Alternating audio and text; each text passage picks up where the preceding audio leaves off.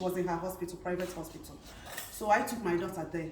Immediately we came in, she was in consulting room with a patient. Came into where? In the hospital. LUTH? So, no, private. She heard the way my daughter was breathing.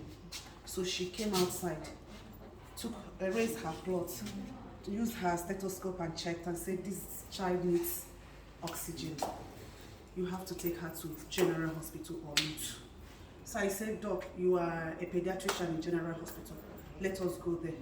So she called the General Hospital in Ikeja, where she works, and they told her there was no space. So she said, take this child to LUTH. I was like, you have oxygen in your hospital, why don't you put her on oxygen?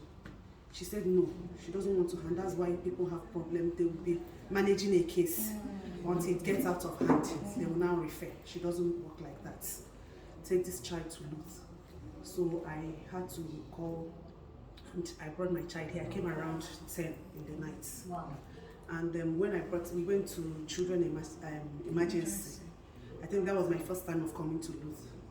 So we went to the consulting room. We saw it. They said there was no space. I said I cannot leave because my daughter is like going. So they were attending to her inside their consulting room. They brought an oxygen and they were doing everything. They said we should go and do some tests, do this. So the next morning, we didn't sleep that night because she was very, very down. So the next morning when they started doing their ward round and everything, they were like, she's getting better. Who referred you here? I told them this story. They said that your doctor must be a very good doctor. Because what people do is they will try to manage a case in their hospital. When it has gotten completely out of hands, they refer you to LUTH or General Hospital. So we spent 48 hours and we were discharged. Everybody was like, what happened? And I have been telling people, this is like, my daughter is 9 this year.